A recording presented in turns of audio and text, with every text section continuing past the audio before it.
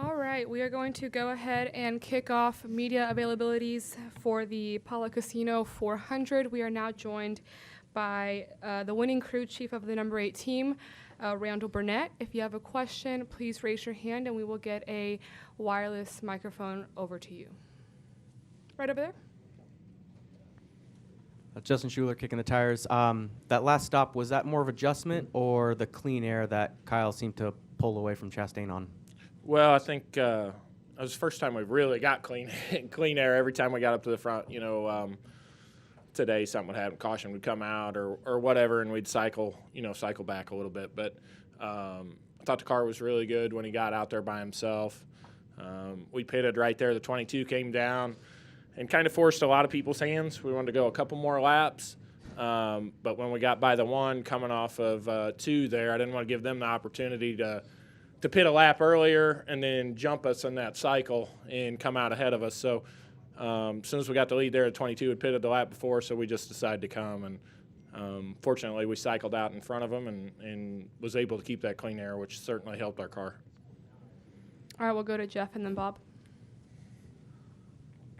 Jeff Gluck from The Athletic. So you've pretty much had the best car here the last 2 years, different drivers.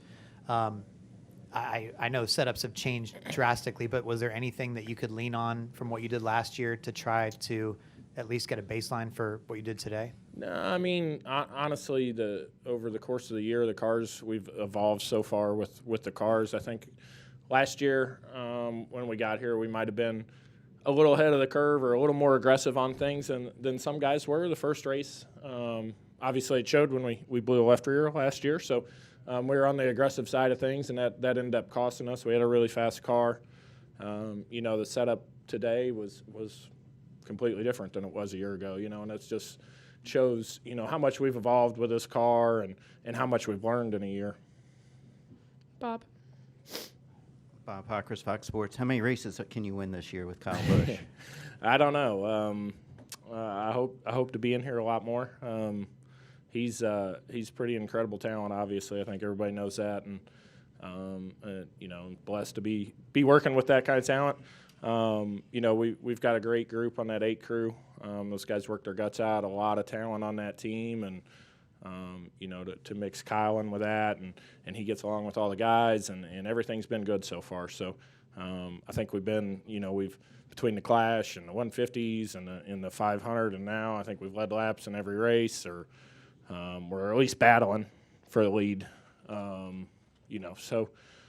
We've been there every race so far, and hopefully we don't see an end to that anytime soon. Like I said, you set the standard too high. Well, I don't know. I hope not. It's nice to win a race early, especially with us where, really this is our first, intermediate track, as you'd say, right?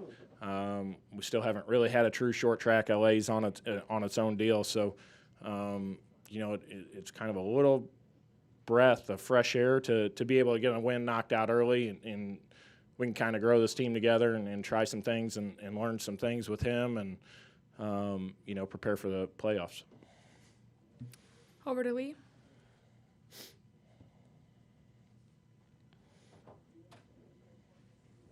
Randall, can you just address how the Chevrolets have worked together? We saw it at Daytona, we saw it today. Certain tracks it's going to behoove you to work together, but to see everybody up front like that, it's, I think it's a testament to kind of the teamwork that's going on there right now.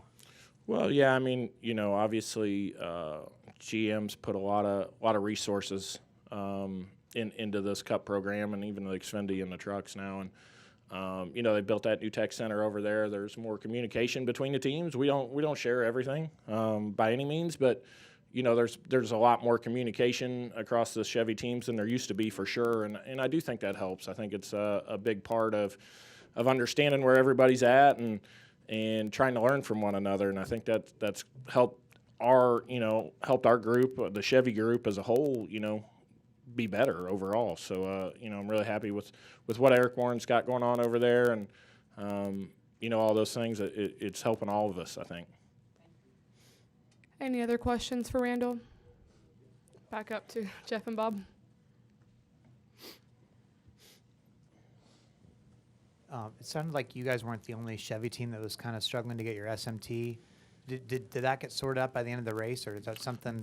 It was a little spotty today. Like at the beginning of the race, we didn't really have anything at all, and it was close to the middle of the race before we really had much. So I don't really know what happened there, or what causes that. But fortunately, a lot of us been around long enough. We were here before all that stuff was here, so we kind of went back to how we used to do things and figured it out as we went. So it makes it a little tough. Fortunately, our car was really good today. Kyle was fairly happy with it. We had to make some small adjustments here and there and try to get it a little better, but we didn't need it as much as say you would if you were not running as didn't have the pace, right? So I didn't feel like it affected us a ton today, but yeah, definitely different than what we've seen. No, I mean, we had timing and scoring and all that stuff. Just, being able to compare ourselves to, say, like the one car when we were trying to chase him down or you know what I mean? Like all the things that we look at during the race, some of the strategy stuff we look at, all that, is kind of made it a little more difficult, but it's what it is. We just went on with it and figured it out, and here we are. Bob. Bob Pockris, Fox Sports. When Kyle gets a speeding penalty, do you know what you want to say to him? Like, do you know, like, or is there any part of you like, gosh, I don't know how he's going to react to what I'm going to say? Like, so what do I say? Did you have any thoughts or questions in your mind? Yeah, no, I just tried to, I think, if you look back at it, he's one of the best on pit road every year, and it's because he's aggressive at it, and he's got a way that he likes to do things, and it's on the limit, and every now and then you're going to get caught, and we're going to talk about it going forward and really weigh the risk versus the reward right there, you know what I mean?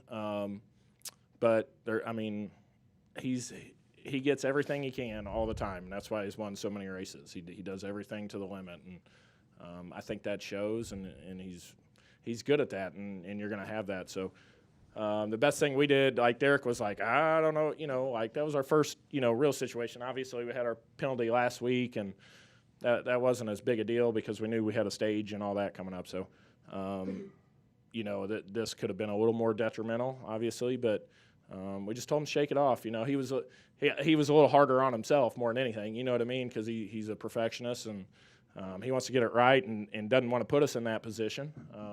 So, we'll look at everything and make adjustments going forward if we need to. We'll go right back there. Steven Stump with FrontStretch.com. Randall, the 8 car dominated this race last year until the flat tire. Does this win feel extra sweet knowing how good of a car you guys had last year? Yeah,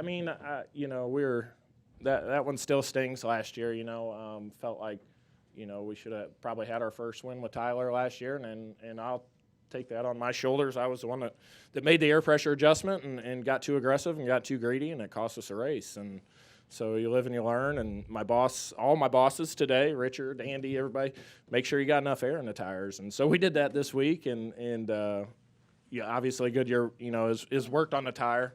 Didn't see really any issues today at all. And this place is pretty extreme with as rough as it is, and everything that the tire and the sidewall goes through. So hats off to them to, being able to bring a durable tire for us and let us, test the limits on it. Thank you. Right back there. Justin Schuler kicking the tires again. We've asked a lot of drivers this, so I figured I'd ask from a crew chief's perspective, but will you miss this track? Yeah, absolutely. I even said that in the middle of the race to my guys. I was like, man, on them restarts, it was great. They were 4 and 5 wide and all that, and running all over the racetrack. I love the tracks where you can run the bottom, you can run the middle, you can run the top, and I think it's a great racetrack. And I told my guys, I was like, man, we're going to miss this place when it's gone for sure. So definitely sad it's going. Glad we got the last win here at this track, and I think it's extra special for Kyle because he got his first win as a Cup driver here. So to be the last one to win, here at this track and in this configuration, I think's a cool thing for him. I think he'll extra like that. That's a little extra special for him. So, yeah, we'll definitely miss this place. It's a great place. Are there any questions in the press box? No questions at this time. All right, we'll take one final one back there. How much longer do you think this track would have had if not for the sale? I mean, I don't know. It's hard to tell. You know what I mean? It's been pretty consistent when we've came back here every year. You know, eventually it's going to need a repave like anywhere else will after time. Fortunately, the weather isn't. You know, with the exception of this week, of course, the weather isn't terrible here. So you know, I think it's helped with keeping the surface good and not needing a repave for as long as it is. You obviously haven't seen any problems with it. None of the seal or anything like that came up today. So that was good. Who knows? I guess it doesn't really matter now. They're going to tear it down starting tomorrow, I think. So. Any final questions? All right. Thank you so much for joining us, and congratulations. Yep. Thank you. Thanks, guys.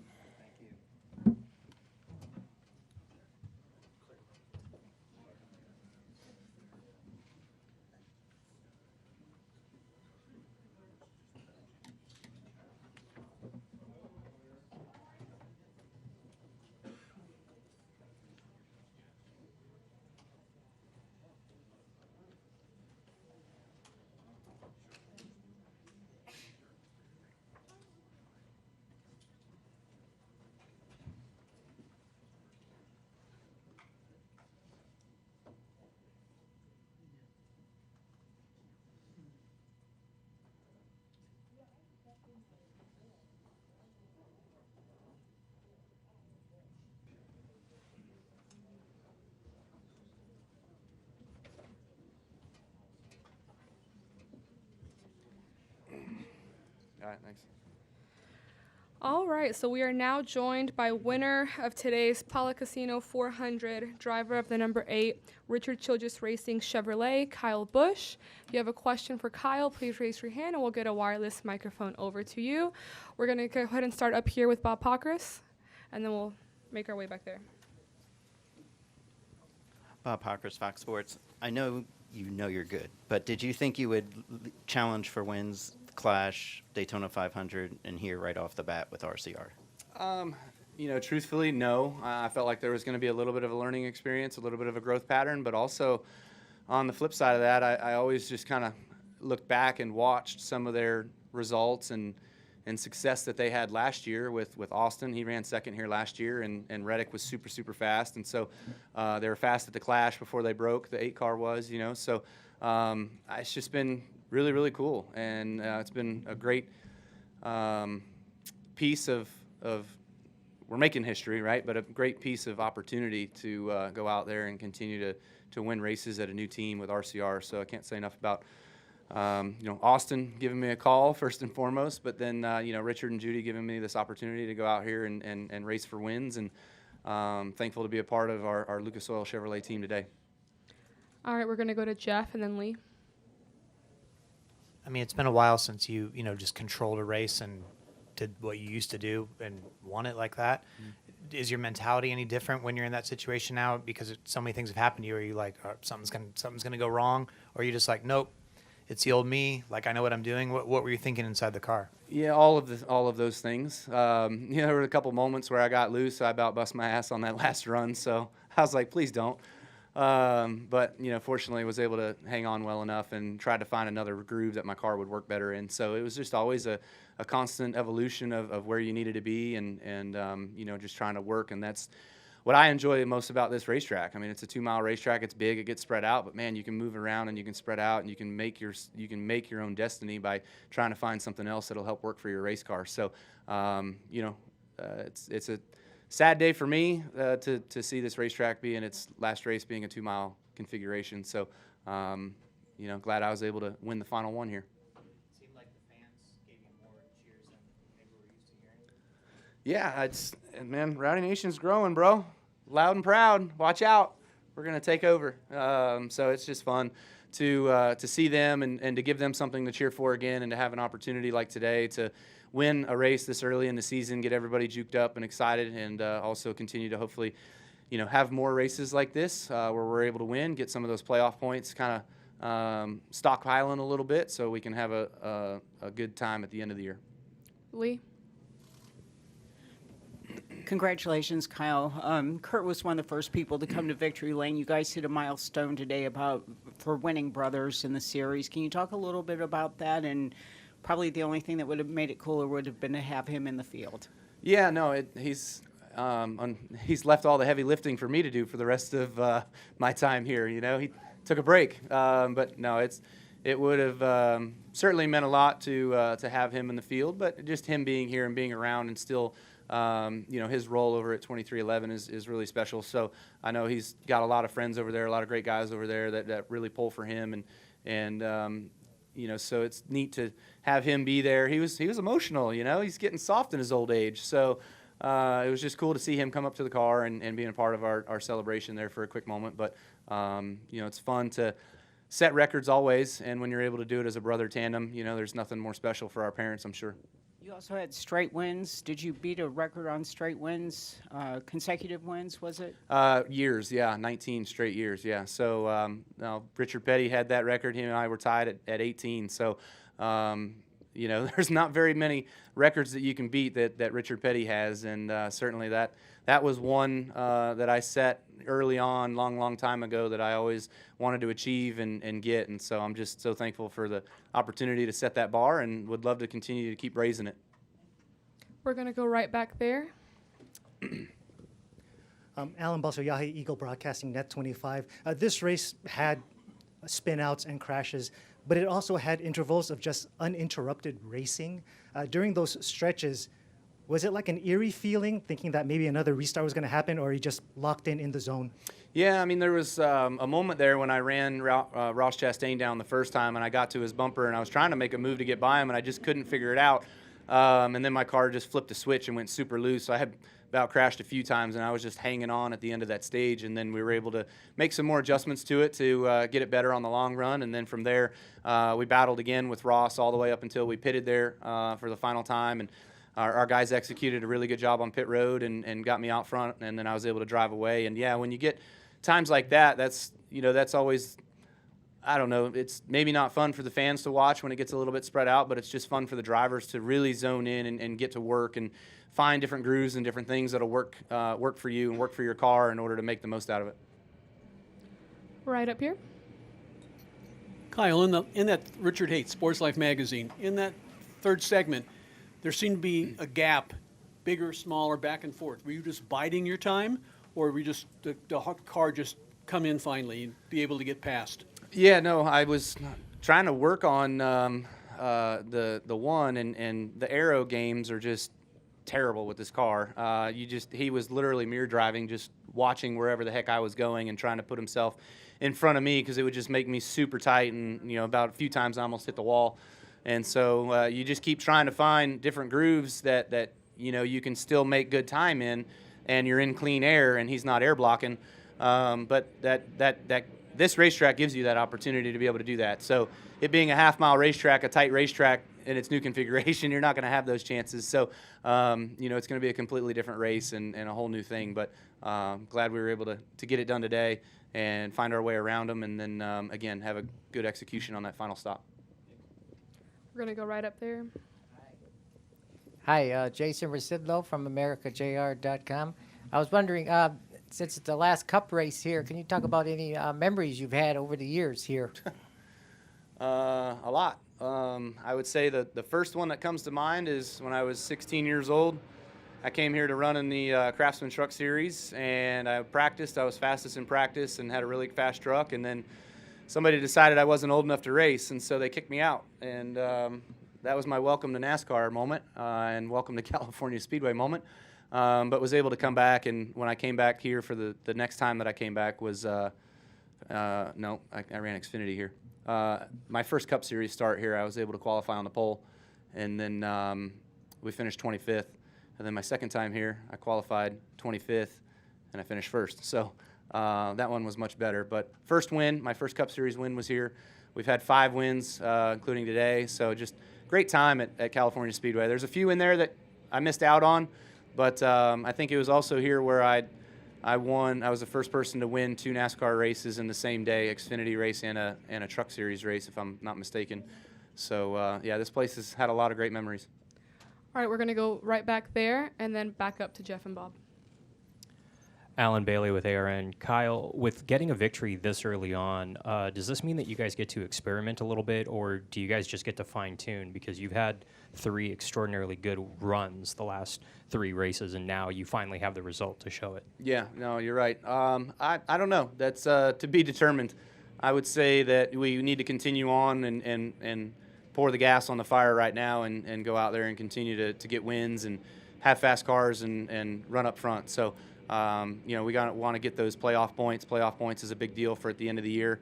I've won a couple championships having a lot of playoff points, and the couple of years that I haven't had a lot of playoff points, I haven't made it very far. So, I know what's important, so hopefully we can get some more of that. It does open up opportunity, for staying out in particular races or maybe pitting and getting tires in particular races because you do have that win, so you can take more chance, yeah. But I don't know that you'd mess with setup stuff really much. Jeff? How much of your swagger do you think you have back, and like what percent do you have to go to be feeling like your old self, where you're just every week in the mix and knowing that you can do it? Well, this is the first race nobody ran into me, so I held my own destiny today, and I felt like I did a good job of that. But every other race this year, I've been run over, so I'm into getting my results haven't been indicative to how we've been running. But to answer the swagger part, just it's great to have the group that I do, and I was excited about working with them, and when it all came true, and I had I got hired. But it's been fun to work with them and behind the scenes, and just last night we just went and had a go-kart night and had some fun. So, just kind of laying low and letting loose a little bit and having fun right now. Bob? Bob Parkhurst, Fox Sports. I know last year you said you didn't really know why you struggled, quote-unquote, struggled as you did. Oh, we did. Okay, so do you have any idea why, how do you go from where you were last year to where you are now? I'm not sure. You look at how the 8 car ran here last year, and they were fast. They had a really, really fast car, and I did the sim session stuff with them and worked on what they had here last year, and then kind of changed a couple things to what I felt like I could do or race better, be more comfortable racing for myself. And today it was just a completely different feeling of a race car than what I had here last year. So I think that's just different philosophies of how you go about it, and what this group here is doing to build grip versus my old group. Are we going to go right back there? Nick Charles Curry, Annenberg Media. If not for the sale of much of the track, how much longer do you think they could have run races here? Ooh, yeah, the old repave question. I don't know, man. We always wanted to keep Atlanta as long as we possibly could, but there finally was chunks coming out of the racetrack, so it gets tough. I mean, this place here, there's a lot of saw cuts out there. There's, the racetrack is pretty racy, but honestly, when you get about 8 laps into a run, you don't even go and bother with the bottom anymore. It's lane 3, 4, 5, and which is still plenty of racing room to get around here. But I have no idea how to answer that. The seams are kind of bad, but actually where they put, I think it's concrete patches at some of the places on the seams, those are super smooth and easy to go over. So if you just redid all the seams, maybe it would be fine. Back to Jacob. Up here, yeah. Justin Schuler kicking the tires. Kyle, a few years ago you celebrated win 200 across all 3. This is now 225. Do you see 250 or maybe even 300 in the future? Yeah, I'm getting a little old too fast for 300. Trust me, the aspirations were there. Don't get me wrong, but the limitations set by NASCAR is not going to allow that to come to fruition. So only being able to run 5 Truck Series races a year, that's going to be tough to get that total up in a hurry, or Xfinity for that matter. But, the Cup Series is where our focus is, and we need to be able to go out here and win races. So if this can be a fantastic year of knocking off, 5, 8 wins, whatever, that would be phenomenal, and all we could really ask for, being with a new team and having a new chance. Let's go right back there again. Alan Bailey with ARN again. Kyle, do you think that this one win has locked you into the playoffs, or do you think it's going to take multiple wins? Potentially, we could see 16-plus drivers win races this year. Yeah, I mean, last year we were super close to that, so who knows? Definitely, I think that there's still parity, and you'll see some guys that win that you probably wouldn't expect to win at a couple tracks. So we'll see what that does end up looking like. But am I safe right now? I'd like to think so, but if you ask me again in 10 weeks and there's 10 more different winners, then I would probably change my answer. We're going to go right up here. Chris Krestik, Racing Sports Radio out of San Diego. Congrats, Kyle. I was in Victory Lane, and clearly this track means a lot to you. Overheard you ask for a piece of the track. Yeah. So clearly it means a lot to you, but how important is it for NASCAR to continue to establish and have a presence out west, especially being from Las Vegas and coming from a side of the country that doesn't produce that many drivers? How important is that for NASCAR to continue to preserve and continue to pursue? Yeah, no, I think that this place is we need to be in Southern California. I think the Clash is kind of a cool exhibition opportunity where we get to be in LA, like really out over that way. But man, I was really, really pleased and happy with the crowd that came out today. I thought that was awesome to see. There was a really good turnout for as cold as it was. I really thought people would shy away. But man, they came, so that was really, really good. Just hope that, the next track that we have puts on the show that we've been able to see here for the last probably 10 years, 12 years. But, repaves are always tough, man. It takes a good 5 years for a repave to turn into something that's decent. Let's go back to Lee. I'm kind of curious what RC said to you in Victory Lane. I mean, you guys had a feeling it was coming. You guys were so close last week, He's had great drivers before, but you're such a franchise kind of guy that you can build a thing around. I mean, you must have seen the elation in his face. Yeah, no, I certainly did. And, when I first crossed the finish line, I thought about Brexton and Samantha and Lennox all being at home and not being here and how mad they're going to be at me for winning without them here. But then I thought about Richard and Judy and the chance that they've taken on putting me in their race car and letting me go out there and drive. So it's just been super, super rewarding so far each week, even though we haven't won, to just be a part of the conversation and be in the mix, So I hope that we're able to repay them a lot over this year and the next few years to come before I decide it's all said and done, But just great conversation with him. He was like, man, this is the first of many. And then, I think one of the other things he said was he showed me his hat. His Chevy hat that he has in Victory Lane each year. Whenever they win races, they always put the track and the driver's signature of where the wins were. So hopefully we get to fill that thing up it's always on the inside. So hopefully we get to fill that thing up. Let's go right up here. Hey, Kyle, Crash for Speed Freaks. I want to follow up on that pieces of the track. You were talking to Dave Allen about that, and he seemed very interested. And then your guys overheard you as well. Yeah. They're going to want some gifts from you. I'm forewarning you. Yeah, no, that's cool. I thought it was really special when Bristol dug up their racetrack. Was that 2007? Going into 8, I think. Maybe it was later than that. Anyway, they made these blocks and sent it to all the drivers of, it was the last race on that concrete surface or whatever. And so I always just kind of thought, if they dig up racetracks or whatever, it'd be cool to have some of those pieces, especially, if you've won at that place, or as special as this place has been to me with 5 wins here, it would be pretty meaningful. And winning the last one was super meaningful to me. So I would cherish having one of those. It's not all that glamorous or cool looking. It's a piece of asphalt, but it's still a memory in which I have from being here, and the team would love to have a piece of that too for being the last win here. And then real quick, you had gone karting with your team last night. Can you talk about how you guys as a team have really come together over these last couple of weeks, just doing personal stuff, putting the cell phones aside and just having fun, and part of that is leading to basically what we're seeing on the track? Yeah, no, I think it's been really good, just the camaraderie within the group has been really fun. They're all, I wouldn't say they're laid back. They're obviously hard workers and they really dig in, but they have, a great ethic about them that just sort of fits. And, being at RCR, there's a lot of racers at RCR, and so That's me. This is all I know. This is all I've ever done. And so having the chance of just kind of working with those guys that, you know, they don't give up, and they have all the grit in the world to go out there and give it everything they got. And when we wrecked in the duel last week, and they prepared another fast race car that felt really, really similar to that one, I was really impressed about the you know, the competition side of the similarities between the cars and being able to pull another one out. So it's all been good, and you know, just continuing to build on that and have some fun. I'm sure they'll have a great trip home. I'm waiting on Austin and Richard here before we head home, so it's going to be a good trip. All right, let's go back to Steven.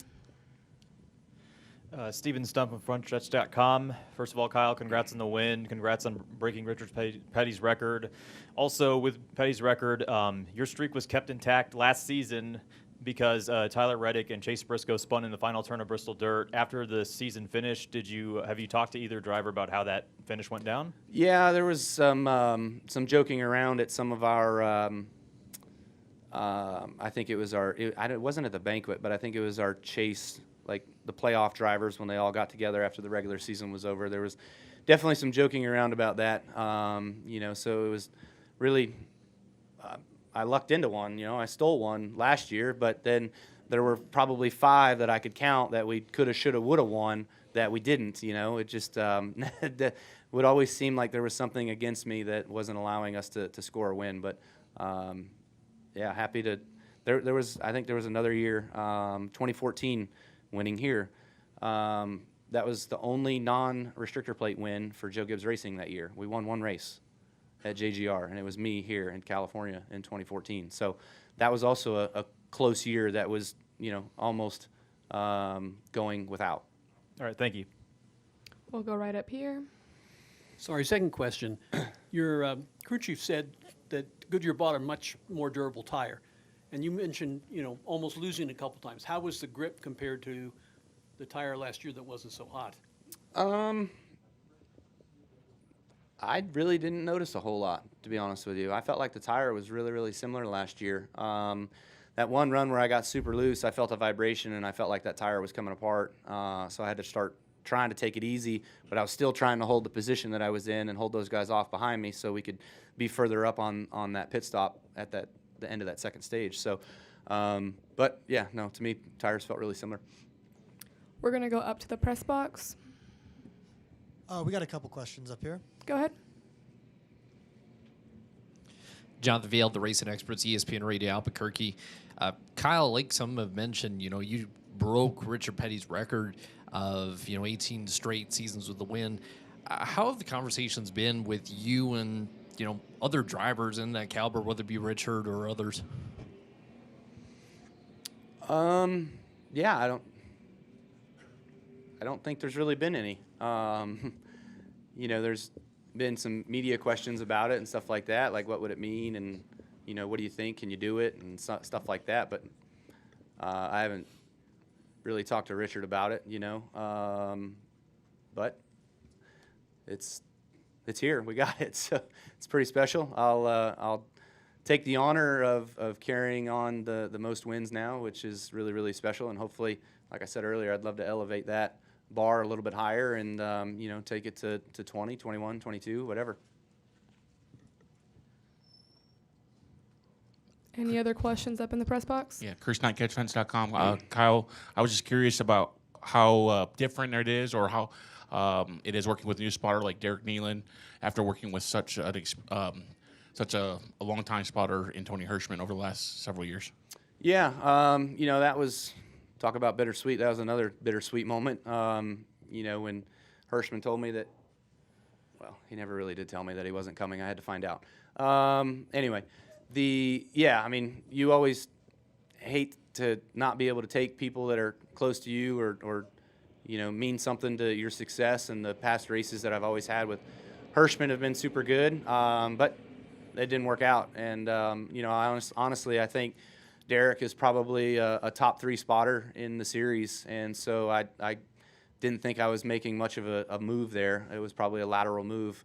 You know, you've got your A-tier drivers, your B-tier, your C-tier. I feel like spotters are kind of the same. Crew chiefs are kind of the same.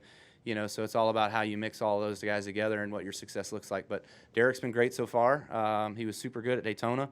felt like I learned a little bit from him, and there's a couple things that we talked about for him to get better on still after Daytona. And then today, I jumped his ass there late because the lap cars were running right in my groove, and I'm like, get him out of the way, let's go. And so then he had to march around on the roof and make some holes for me, so he did a good job. Anything else up there? We're all good up here. Thank you. Any final questions down here? All right. Well, thank you so much All for right, your right time. on. Congratulations. Yep.